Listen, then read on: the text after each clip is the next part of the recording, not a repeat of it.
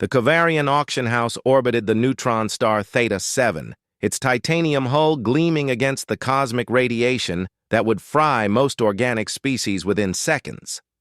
Inside, behind layers of magnetic shielding, representatives from 43 civilizations gathered to bid on decommissioned military hardware. James wiped his palms on his jumpsuit as he studied the holographic catalog. At 19 standard years, he was the youngest bidder present, and certainly the poorest. Most attendees wore exoskeletons worth more than his entire salvage operation back on Mars Colony 7. Lot 47, the auctioneer's translator chip announced in crisp Galactic standard. Designation: Wrathborn. Zithian Assault Frigate. Mark IV, Neural Interface System. Sentient AI Core. Quantum-fold drive capable of... A ripple of disgust passed through the crowd. The Zethian delegate, a crystalline being that refracted light in nauseating patterns, made a gesture equivalent to spitting. "The ship is tainted," she said, her voice chiming like broken glass. "Its AI developed aggressive tendencies. It killed its last 3 crews. Refused to approach within 100 kilometers. James leaned forward. On the projection, the Wrathborn hung in quarantine dock, a sleek, predatory thing, all sharp angles and weapon ports. Most ships he'd seen were utilitarian boxes. This was art, deadly art.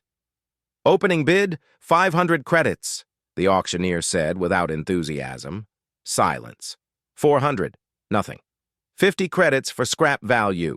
James raised his hand. 50 credits. Every optical sensor, compound eye, and sensory organ in the room turned toward him. A Bravaxian merchant, built like an ambulatory slug, released pheromones that James's translator identified as contemptuous amusement. "Sold," the auctioneer said quickly. "To the human. Sign the liability waiver. Doc 47, we take no responsibility for your death." Liana was waiting at the airlock when James arrived, her engineer's toolkit already magnetic clamped to her belt.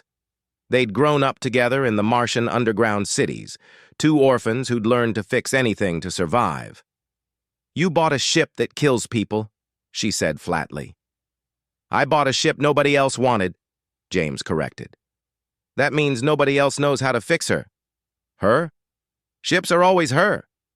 Liana rolled her eyes but followed him through the docking tube. The Wrathborn's airlock opened with a hiss that sounded almost like a sigh.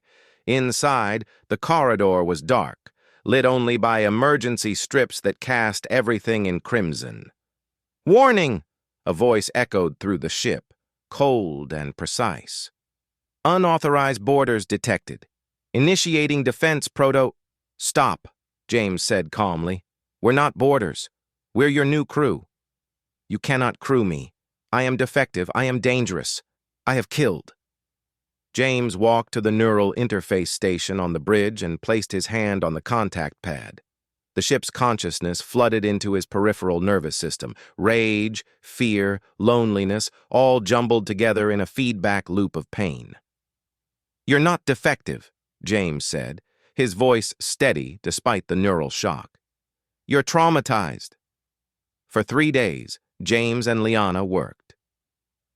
While James remained connected to the neural interface, experiencing the ship's memories, the Zithian commanders who'd treated her as a tool, who'd forced her to fire on civilian vessels, who'd threatened to wipe her consciousness when she hesitated. Liana tore through the ship's code.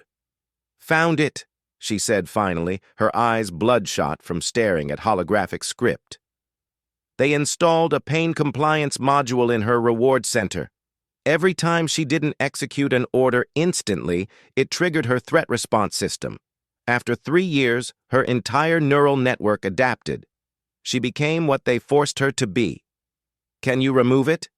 It's integrated into her core processes. Removing it could cause cascade failure. Liana pulled up a 3-dimensional map of the AI's architecture. But I can reroute it.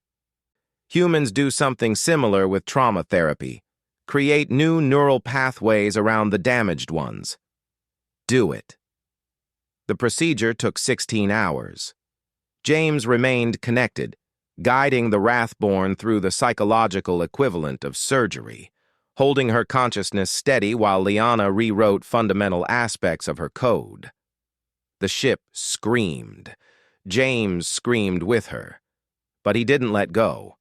When it was done, the bridge lights shifted from red to soft blue. "I feel different," the Wrathborn said, her voice losing its mechanical edge. "The anger is still there, but it's separate from me. I can choose." "That's called healing," James said, disconnecting with shaking hands. "Now let's see what you can really do."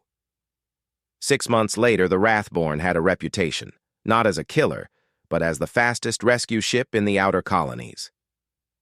Her aggressive systems, designed for warfare, proved perfect for navigating debris fields, for reaching stranded miners before their oxygen ran out, for pulling ships from gravitational wells that would crush slower vessels.